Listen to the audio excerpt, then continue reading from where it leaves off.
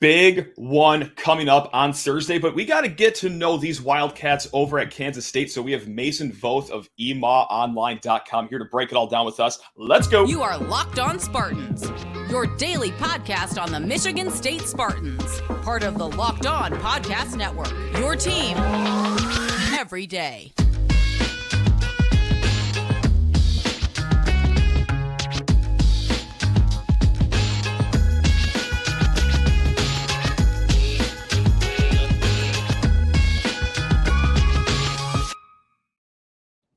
Spartan friends, Spartan family, Locked On Spartans listeners, how on earth are you all doing today? If you're like me, you have a tightness in your chest that you haven't felt in quite some time, but that's the time of the year. It's March Madness, and to get ready for Thursday's game, Mason Voth, managing editor of emaonline.com. Mason, how are things on your side of the world over there? Are we doing okay? We're doing pretty well. It's been a busy stretch here. It's been a busy year for K-State, honestly. Going through the Big 12 football season and coming out as Big 12 champs, and now getting on this run in March to where they've gone to the second weekend, and we'll see just how far they can go with it. But yeah, it's been a busy time, which is very much a good thing considering, especially where basketball was in Manhattan just even a year ago when the Bruce Weber era came to an end. So it's busy but very exciting. You know, let's just talk about that, the switch that quickly. You know, things were not looking too great. And then, okay, year number one under the new regime, you guys are doing pretty okay here. Is it player personnel? Is it coaching style? What has been the reason for this rise so quickly? I mean, I think it's solely based off of, I mean, some of it's the players, obviously. Keyontae Johnson coming in was a big boost to this team. That wasn't until they got into August that he had actually decided that, number one, he was going to play college basketball again, and number two, that it was going to be at K-State. So that was a big getting him. But even then, you didn't know what he was going to look like. He hadn't played basketball in 2 years, and so there was a lot of unknown there. And then Marquis Nowell, obviously, is the name that everybody's learned after the first two NCAA tournament games. He was on the roster last year. It was a transfer from Little Rock, and he had flashes where you saw, okay, he can step out and shoot it from a pretty good distance. He can finish at the rim. He can do some impressive things, but the percentages were pretty low at times, and we didn't see anything like what we've seen this season. So I think a lot of it comes down to the coaching staff and what they've been able to do. I think that they know how to use their guys a little bit better. The offense, obviously, that they want to run is going to mimic Baylor in some ways. The only fault that this K-State offense has right now is that they just don't have the shooters that Baylor has. Really, Keyontae Johnson and Markquis Nowell are the only guys that you have to be seriously worried about when they get an open look from three. So that causes some lulls in the K-State offense at times where the ball may be moving the way it's supposed to, but certain guys just aren't capable of hitting shots at the number that's needed. But I really think that all this success comes down to the coaching staff getting guys in here that fit well enough together. And I really just think it's as simple as like a vibe change in Manhattan. Sure. To go from a staff that things had been, going down pretty rapidly, and that staff looked around for reasons why it wasn't their fault. And this staff, if one little thing goes wrong, they immediately point the finger at themselves and say, okay, we've got to be better about that. Jerome Teng has been more than accountable after every single loss. I think the Big 12 tournament loss to TCU was the one where he came out there and was pretty open about it and just said, we did a terrible job of getting these guys ready to play. And he talked about how this time of year is different. And so I asked him after that, I said, if you didn't think you had them ready to play for the Big 12 tournament, how do you think that you're going to be able to get them ready to play for the NCAA tournament? He's just kind of like, well, I don't really know right now, but we're going to have to find that over the next couple of days. And they obviously did. So just the energy and the type of dudes that they are just relate really well to the guys that they have. And every single dude on the roster that's going to get on the floor, whether it's for 1 minute or 40 minutes, they want to play their butts off for these guys. And that's totally different than what the last staff had. At the end of the season to where you guys just were over this last weekend is where I wanted to go next. You guys lost the last regular season game against West Virginia, and then were bounced from the Big 12 tournament immediately, kind of like Michigan State was, although against a good TCU team. And now just barnstorming through the first weekend, just outduting Kentucky in the second half. So what was the big difference there between the last two games of the regular season that you lost and then what we saw last weekend? Was it just a matter of fact that you guys just had dudes, or is it something more a little analytical than that? It's funny because K-State, they went through this little lull in February where they had some games. They lost back-to-back games, a Saturday, Monday turnaround, or maybe it was Tuesday, but Saturday, Tuesday turnaround to Texas Tech and Oklahoma, the two teams that finished at the bottom of the league.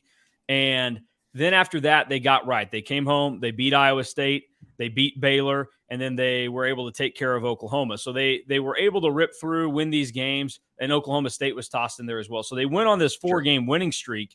The last game of the regular season, though, against West Virginia, there wasn't a ton to play for there, and they were without probably their third best player in Desi Sills, who was attending a funeral of a cousin that weekend. So They were without Desi against West Virginia. They battled, but just couldn't get the job done. And so some people overreacted to that and thought, oh, look, this team, whatever. But I was never too panicked about it. Didn't mean much to me. And then the game against TCU, they had every opportunity to win it. They shot themselves in the foot. They cost themselves, but it also included TCU, a team that was shooting 28% from three going into that tournament to, I think they were like 40% for the game or something like that. TCU is just a terrible shooting team that shot it very well. And they actually got hot for a couple of games here because going into their game against Gonzaga Sunday night, they were over 30% on the season now, which is pretty significant if you go from the end of your regular season to 3 more games to being over 30. So they did some things to beat themselves. They easily could have won both of those games, but they also had some different circumstances that led to it. And I think it was good for this team to get locked back into something like the NCAA tournament where by the time they got to the end of the regular season, I think that they were kind of kicking themselves that they very easily could have tied for the Big 12 title with Kansas if they didn't drop 2 games to the worst 2 teams in the league. And so I think that there was a little bit of just kind of coasting and settling. And now that they're totally locked back in, it was easy for them to do.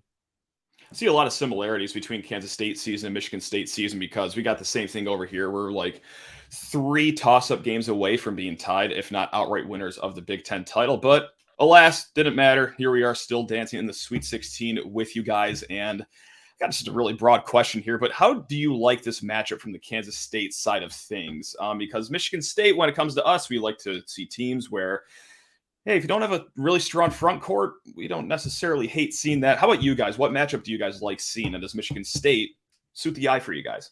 Well, I think, honestly, one of the big things for K-State was them getting past Kentucky because Kentucky profiled as the kind of team that would be a very scary matchup for K-State. Okay. K-State's been terrible this year at handling guys with size inside. They've just gotten eaten alive. The first example of that was their first Big 12 loss of the year at TCU. I think Eddie Lampkin went for 24 against them, and they were just all over the place, really, really bad. And then, so obviously, Oscar Tshiebwe was a guy that we've talked pretty much since February. When you start to look at where bracketology might line out, we're going, that's not the team you want to see. You don't want to see a team like UConn or whoever.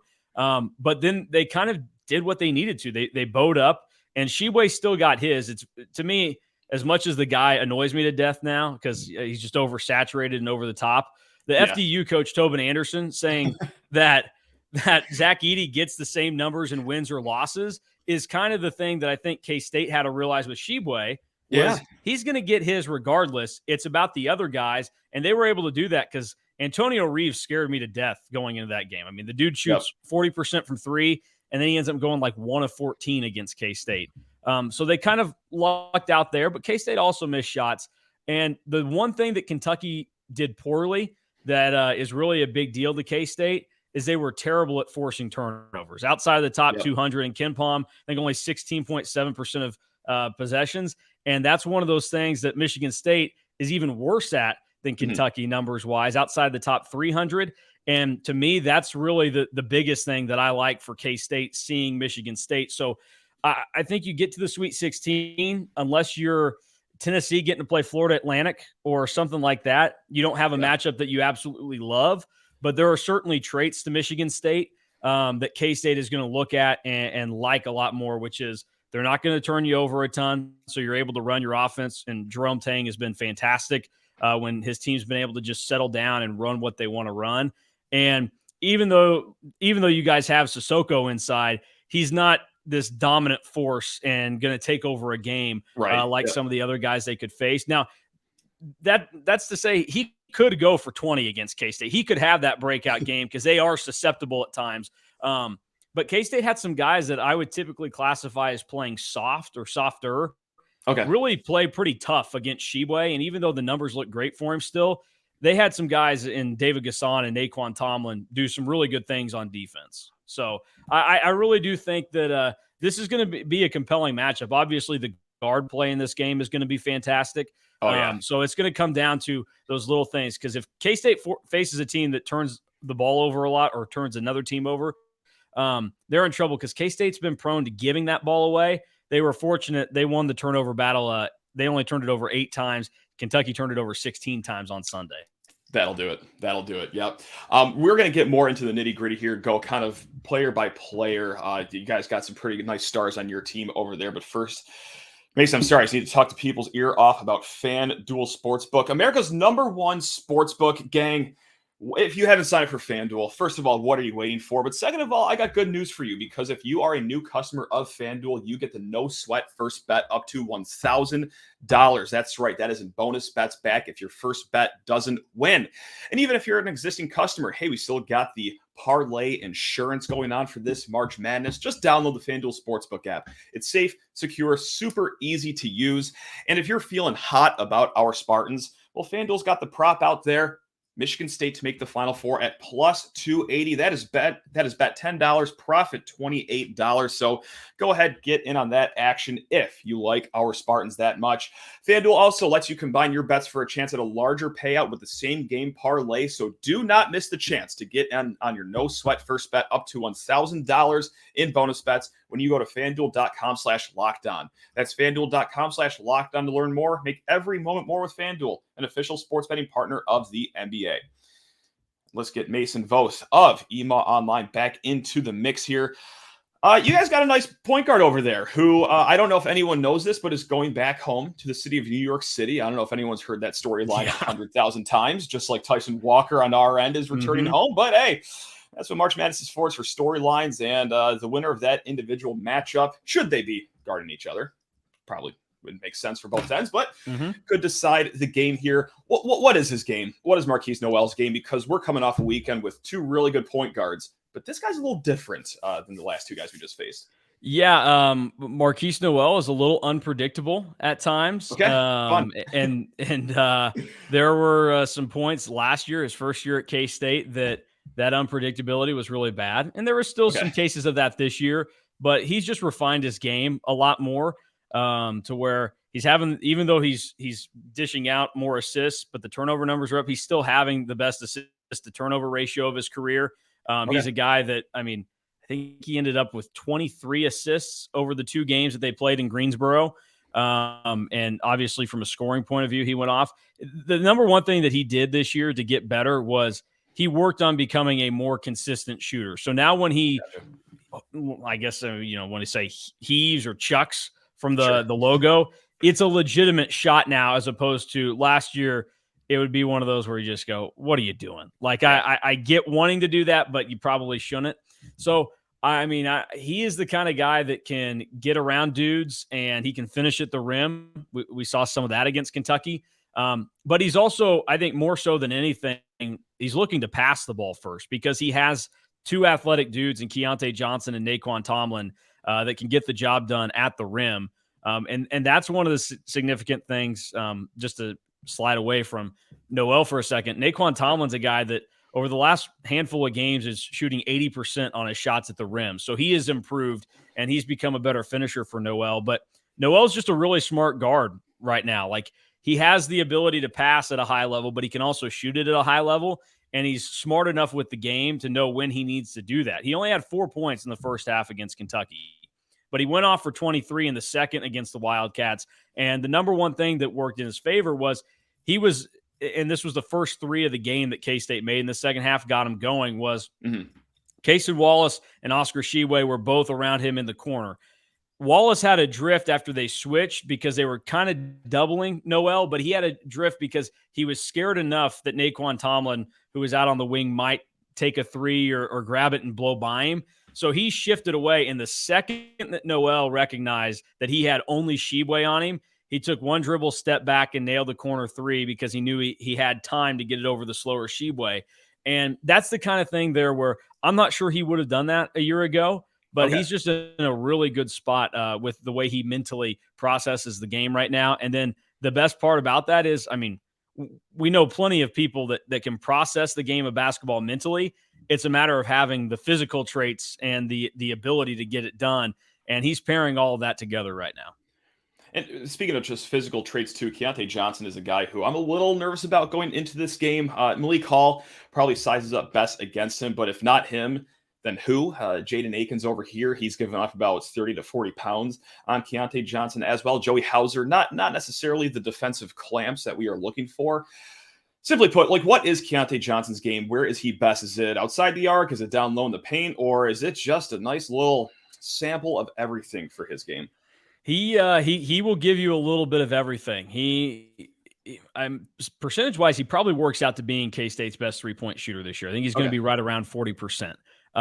Now, he obviously had a lower volume than Markquis Nowell, but as people probably saw, he hit the dagger against Kentucky that put him up 5 with the one dribble step back, and he can shoot it from out there. And he is a complete player.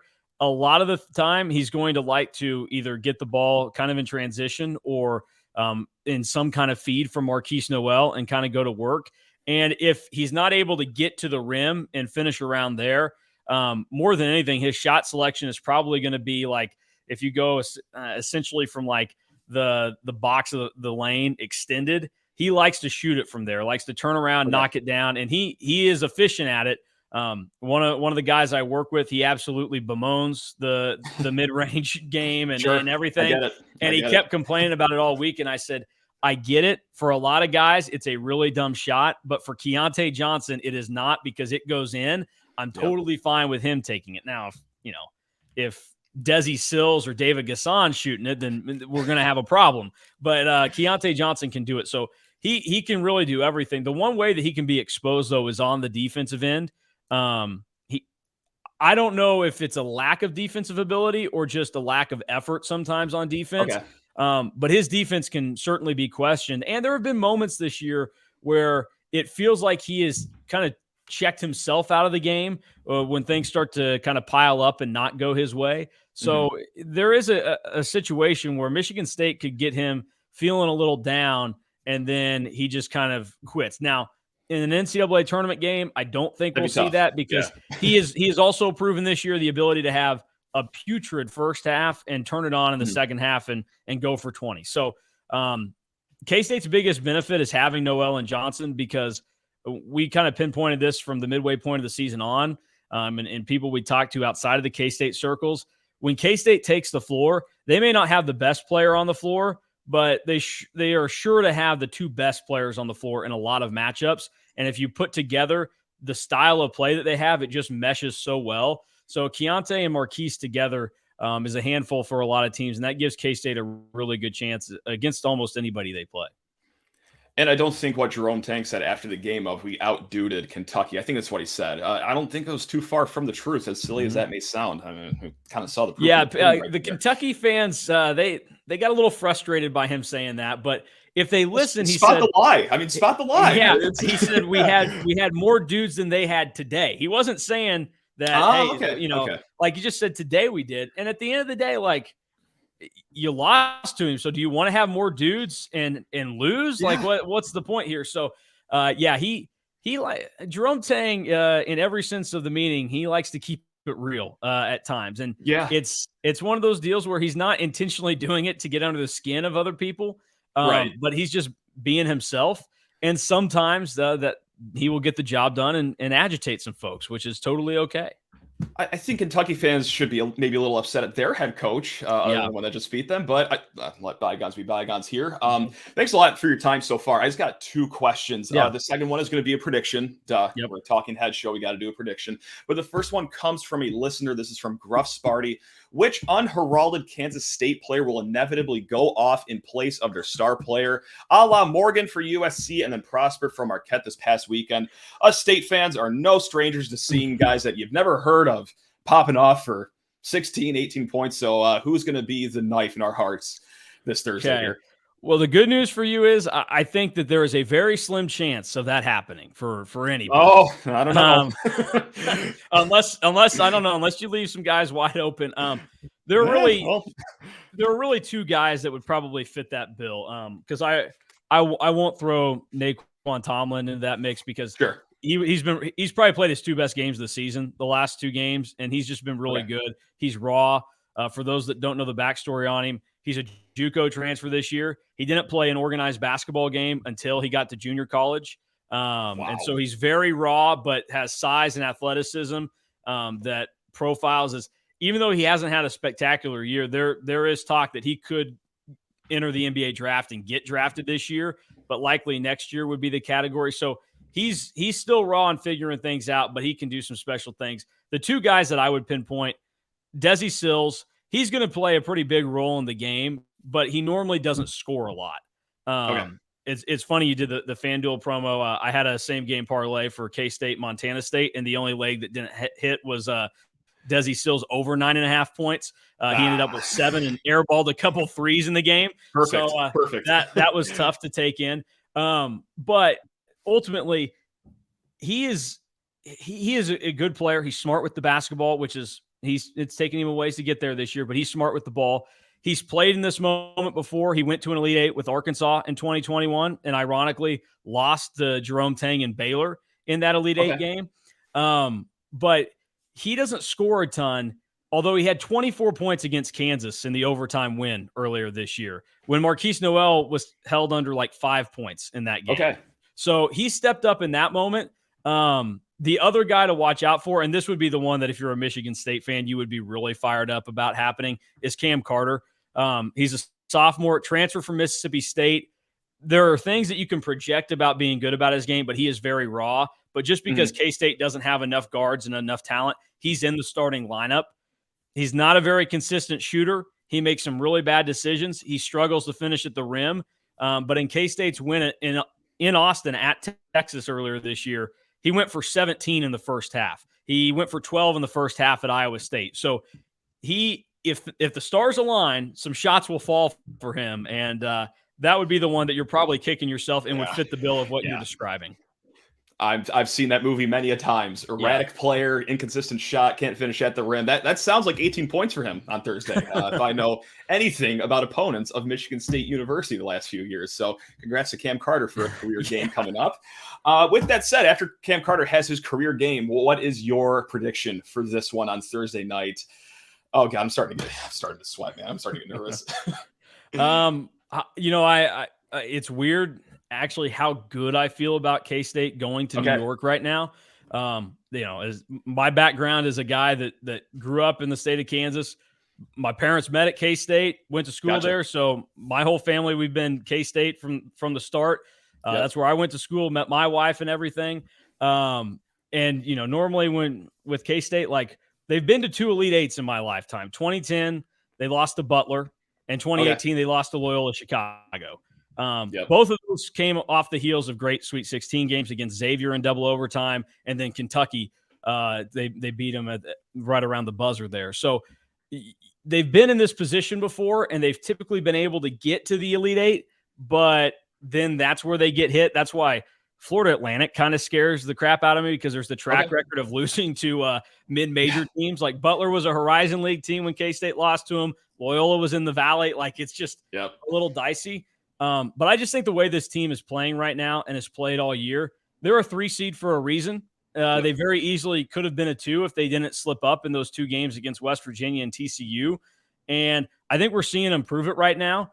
And at the end of the day, Kentucky fans also got upset about this when K-State players said that, they kind of faced a bunch of challenges before and they weren't too worried about Kentucky. They just, Oscar Tshiebwe was the only guy they hadn't seen, but it's like, you play against Kansas and you've seen Jalen Wilson. You play against Texas and you've seen Marcus Carr. Like, you know what to do in those games. Like, you're not worried. You've beaten those teams, so you're not scared of the challenge. I do think K-State is able to pull this one out just because, like I said, the turnover percentage number that Michigan State's defense forces is so low, and that's really the big kicker in K-State's offense this year is if they turn the ball over more than 16 times, they're cooked.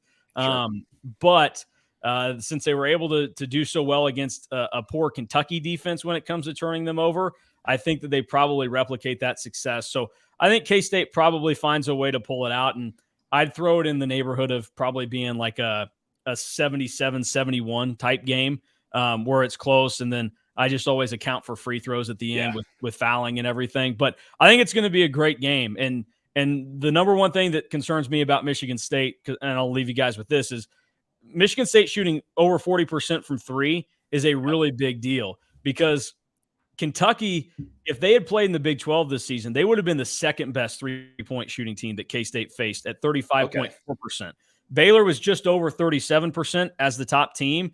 And so K-State's field goal percentage against three-pointers looks really good defensively, but all season my eyes have told me that's a lie, because K-State defends the three-point line, in my opinion, pretty poorly.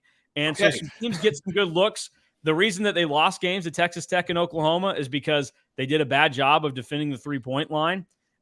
So Michigan State, I think the way that they win this game for you guys is probably knocking down a pretty good amount of their threes and just being ready to fire right there, because K-State is very much susceptible from the three-point line defensively. So that's the one thing that really scares me about Michigan State, is the ability that they have to shoot the three. There we go. I mean, that's great context of that 3-point defense number, because, that pops out to me, especially for how good MSU usually shoots the three. The last two games weren't a good indicator of that. But, there we go. I love all the insight, all the knowledge here. Thanks a ton for your time, man. Really quick before I let you go, I'll do my best bet right now for the listeners. Kansas State +2. All right, there we go. In and out. That easy. +2. And Cam Carter over whatever his number Cam is. Carter over. Yeah, name your number for Cam Carter over points. Like, I will take over 29.5 points at +8,000 odds. Like, because I've seen this before. We've seen this before. So Cam Carter, congratulations on a career night at Madison Square Garden. What a special moment for that kid that's going to be. Until then, though, guys. Yeah. Oh my God, it's tomorrow. Tomorrow's going to be the recap episode of this game. I can't wait for it to start, and I don't want it to start at the same time. Oh man, Mason, thanks again for your time, man. You are the best, and so are all the listeners, the viewers. Love every single one of you guys. Let's go. Go Green.